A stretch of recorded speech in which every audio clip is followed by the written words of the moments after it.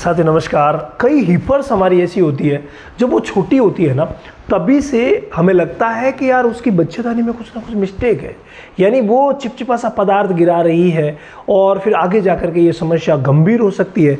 ऐसी ही एक दिक्कत हमारे एक सब्सक्राइबर भाई ने हमें भेजी है, जिनका नाम है गौरव सोनी 8850 जी ने, और ये कह रहे हैं रामावत वेट ज्ञान सर मेरी गिर गाय 1 साल की उम्र से हर महीने, देखो जब 1 साल की थी गिर गाय है ये, 1 साल की थी उस समय हर महीने चिपचिपा डिस्चार्ज देती है, हर महीने चिपचिपा सा डिस्चार्ज देती है, पर हीट में नहीं आती है।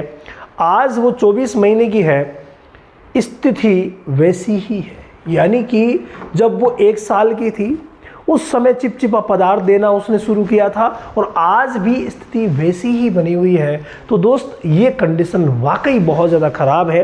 आपको जल्दी से जल्दी अपने नज़दीकी पशु चिकित्सक की सलाह लेनी चाहिए और उसका जो हार्मोनल इम्बैलेंस हुआ है ना उसको सही कराना चाहिए। अब हार्मोनल इम्बैलेंस को सही कराने के लिए एकाध कोई ऐसे स्टेप हैं जो आप ले करके और उसे सही कर सकते हैं। मैं कुछ दवाओं के नाम बता रहा हूं, लेकिन वो दवाएं सिर्फ आपको अपने नज़दीकी पशु चिकित्सक से ही लगवानी है। जिनमें पहली दवा जिसका नाम है इंजेक्शन प्रेग्मा। पहले मैं प्रेग्मा नहीं लिखता हूँ यार, पहले इंजेक्शन जो लिखता हूँ वो है गाइनारिच। जो गाइनारिच इंजेक्शन है इसका आप इस्तेमाल उस पर करवाइए, गाइनारिच। और ये किससे? पशु चिकित्सक से ही लगवाना है, ध्यान रखिएगा। गाइनारिच जो इंजेक्शन आता है वो आपको उसको 2.5 ml से 5 ml, यानी अगर उसका वजन 3-4 क्विंटल हो गया है तो आप 5 ml लगाइए। 3-4 क्विंटल से कम है, मान लीजिए 3 क्विंटल से कम है, तो उसको आप 2.5 ml लगाइए। और ये जो गाइनारिच इंजेक्शन आप लगाएंगे मांस में इंट्रामस्कुलर ये लगता है और नज़दीकी पशु चिकित्सक से लगवाएंगे। नंबर 2 अगर मैं बात करूं तो एक इंजेक्शन आता है जिसका नाम है प्रेग्मा। क्या नाम है भाई? प्रेग्मा।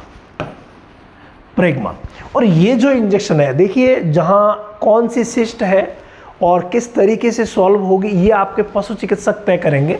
यहाँ मैं एक बात बताऊं कि इसको 2 ml इंट्रामस्कुलर लगाना होता है। बच्चेदानी की कंडीशन के अकॉर्डिंग कुछ एक स्थितियां ऐसी होती है जहां प्रेग्मा को बाद में लगाया जाता है, गाइनारिच को पहले लगाया जाता है। यानी पहले गाइनारिच को लगाया जाएगा 5 ml, फिर 1 दिन छोड़ करके और प्रेग्मा को लगाया जाता है। तो कुछ स्थितियां ऐसी होती है, वो बच्चेदानी की कंडीशन पर डिपेंड करता है। पहले 2 ml प्रेग्मा को लगाया जाता है और फिर 48 घंटे बाद गाइनारिच को लगाया जाता है। अगर आपको पता नहीं है उन स्थितियों के बारे में तो इस स्टेप को आप पहले प्रेग्मा से और उसके बाद गाइनारिच लगा करके कर सकते हैं। ठीक है, पहले प्रेग्मा लग गया और फिर 48 घंटे बाद यानी 1 दिन छोड़ करके गाइनारिच इस डोज में लग जाएगा। इससे क्या होगा कि कोई छोटी मोटी सिस्ट वगैरह की प्रॉब्लम है ना तो वो सॉल्व हो जाती है। यहाँ डबल डोज में इसको लगाया जाता है, जैसे 5 ml मैंने बताया, नॉर्मल डोज 2.5 ml है। तो 5 ml जब आप लगाएंगे तो सिस्ट का बहुत अच्छा समाधान हो जाएगा, लेकिन इतने से काम नहीं चलेगा। आपको पूरा स्टेप अगर लेना है तो उसके लिए मैं हमेशा बताता हूँ कि आप लिक्विड नीलजान लीजिए और नीलजान से करवाइए डिवॉल्विंग। 100 ml सुबह के समय भूखे पेट आप उसे दे दीजिए, ये बहुत ज़्यादा ज़रूरी है। नीलजान के बाद आपको पाउडर मिल्कोफिट प्लेटिनम तो देना ही पड़ेगा, इसके बिना उस बछड़ी को आप ठीक नहीं कर पाएंगे, ये तयशुदा बात है। कितना देना है? 50 ग्राम रोज़ देना है, ज़्यादा की आवश्यकता है नहीं, 20 दिन तक दीजिए। इसके साथ आपको देना है हल्दी।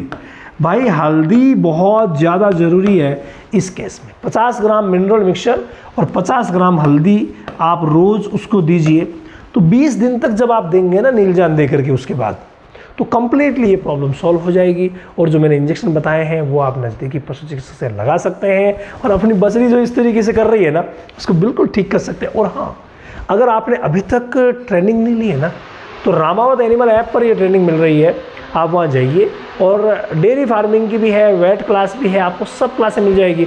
और एक विशेष बात बता दूं कि डेयरी फार्मिंग की जो सेशन है वो अभी मात्र डाटा खर्च में आपको मिल रहा है। तो रामावत एनिमल ऐप पर चले जाइए और वहाँ 1234 OTP है, ज्वाइन कीजिए, बिल्कुल फ्री ज्वाइन करना है। उसके बाद डाटा खर्च में आप वो डेयरी फार्मिंग की क्लासेस ज्वाइन कर सकते हैं।